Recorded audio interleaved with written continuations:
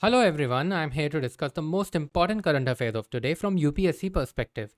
Today's articles have been taken from the Hindu and the Indian Express. Today is an economy special lesson. So without further ado, let's begin. The first article for today is from the economy section, which states that the retail inflation has remained above 6% for second month in a row. So from our prelims point of view, let us look at some important bullet points. For those of you who don't know, inflation is the rise in general price levels of goods and services. It is measured as WPI and CPI, that is Wholesale Price Index and Consumer Price Index. The Ministry of Commerce releases the Wholesale Price Index stats, while the CPI is released by the National Statistical Office of the Ministry of Stats and Program Implementation. WPI does not include services. CPI is targeted by the RBI. As the term Wholesale Price Index suggests, it measures the wholesale price rates in the market, whereas Consumer Price Index looks at the retail prices of the commodities and how they are rising.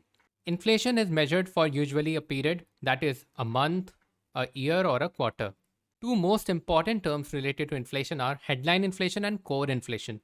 So what is headline inflation? A common man picks up the newspaper, looks for the headline, that is, a headline that concerns him. So for a common man, food and fuel are the two most important commodities. That is what constitutes the headline inflation.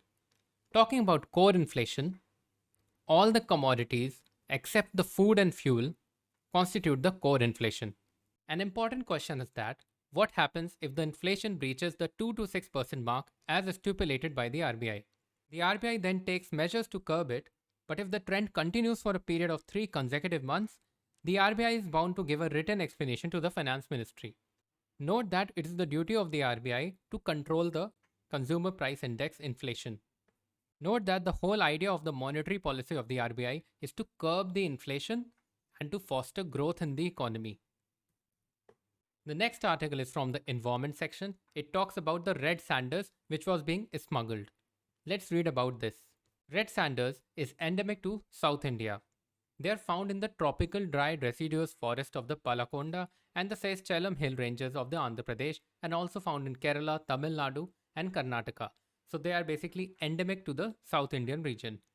Red sanders usually grow in the rocky, degraded and fallow lands with red soil and hot and dry climate.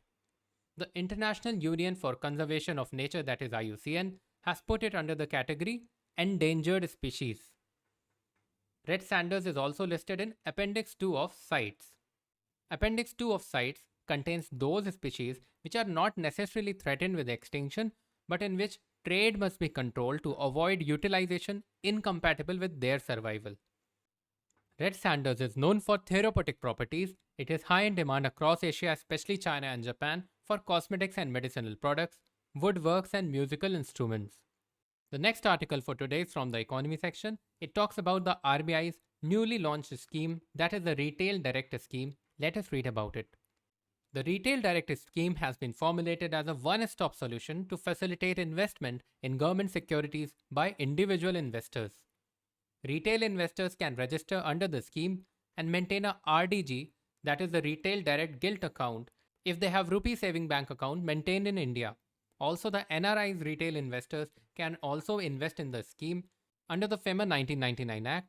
Another important point to note is that the RDG account or the Retail Direct Gilt account can be opened singly or jointly with another retail investor who meets the eligibility criteria. So since the Retail Direct Scheme promotes investment in the government securities, let us have a look at what government securities constitute.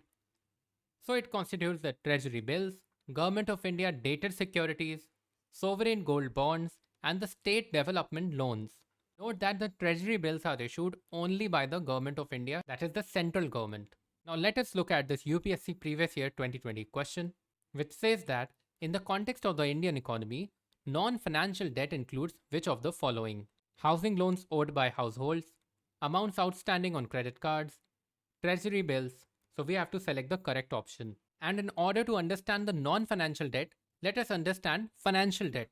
So financial debt is any debt which is used to avail funds in order to re-lend to another entity.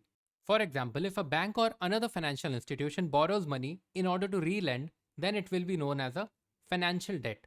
Then what is a non-financial debt? it is everything except financial debt. So non-financial debt will include industrial and commercial loans, treasury bills, credit card balances, etc. It will also include the housing loans owed by the households because they are not going to lend it to somebody else, they are only going to finance their own houses. So the correct answer will be all 1, 2 and 3. Now let us look at T-bills or treasury bills. So treasury bills are issued when the government needs money for a short period of time. This is an important point, note it down. These bills are issued only by the central government as I have mentioned earlier, and the interest on them is determined by the market forces. T-bills have a maturity ranging from 91 days, 182 days to 364 days. They can never be more than 364 days. That means they are always less than 1 year. Although in 1997, the government also issued the 14-day immediate treasury bills. They are issued via auction conducted by the Reserve Bank of India, this is very important, at regular intervals. So who can purchase the treasury bills? Individuals, trusts, institutions and the banks can purchase T-bills. So why do the banks purchase T-bills? Banks give treasury bills to RBI to get money under repo. We will read about repo in the next slide. Similarly, they can also keep it to fulfill their statutory liquidity ratio requirements. SLR or the statutory liquidity ratio is the minimum amount of reserves that a bank should keep with itself as mandated by the RBI. So how do the T-bills or the treasury bills work?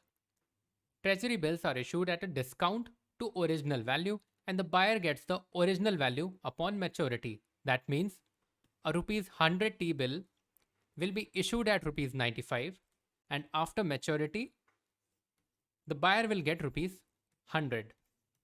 Let us look at this UPSC Prelims 2020 question. With reference to the Indian economy, consider the following statements. So these 4 options have talked about commercial papers, certificate of deposit, call money and zero coupon bonds. You should know these terms either thoroughly or just from the surface, but you should know these terms.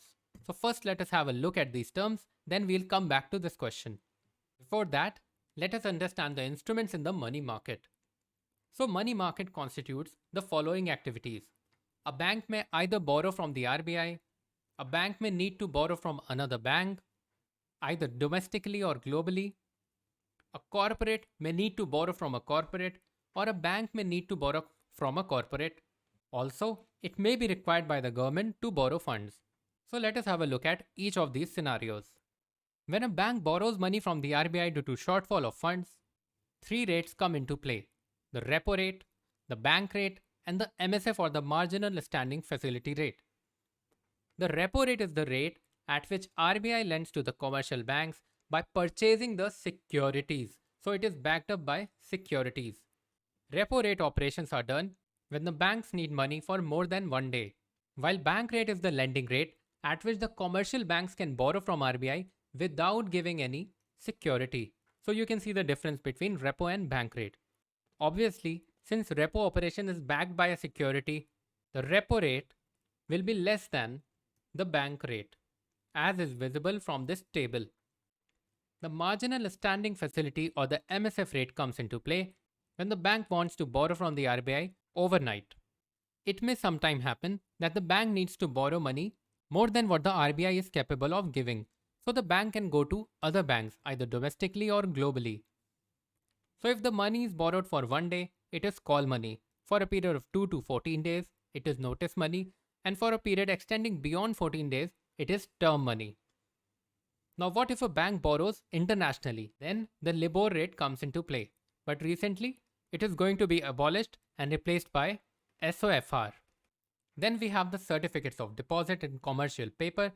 The certificate of deposit or the CDs are issued by the banks to borrow from large corporates or industries, while the commercial papers are issued by corporates when they are borrowing from other large corporates. The Government of India can borrow funds either by the ways and means advances, the T-bills or the cash management bills. Let us read about commercial papers. So commercial paper is an unsecured short period debt tool issued by a company, usually for the finance, inventories and temporary liabilities. It is issued as a promissory note, which means it is a note of promise. Commercial papers can be issued for maturities between minimum of 7 days and a maximum of up to 1 year. It was introduced in India in 1990 and is a source of short-term finance. Who all are eligible to issue the commercial papers? Corporates, primary dealers, and all India financial institutions can issue commercial papers.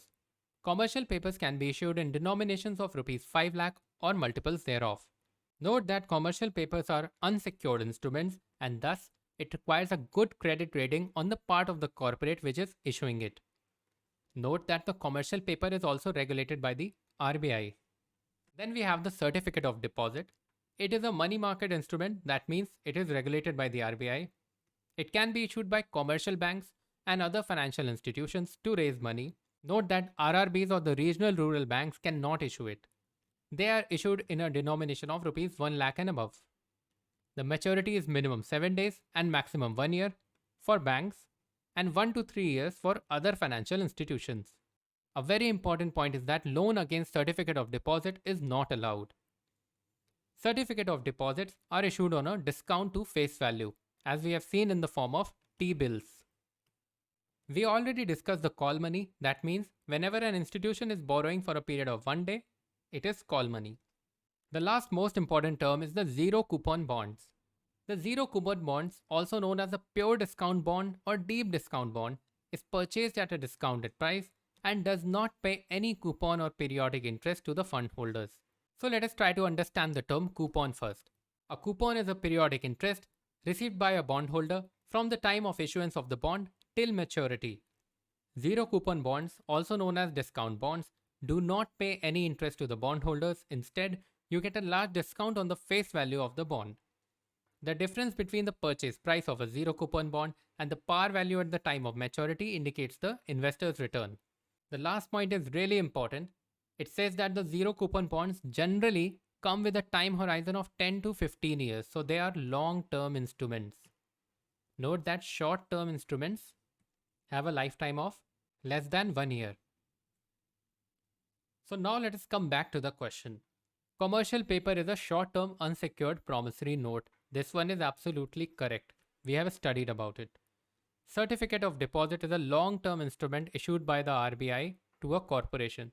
This is absolutely wrong. Let us look at certificate of deposit.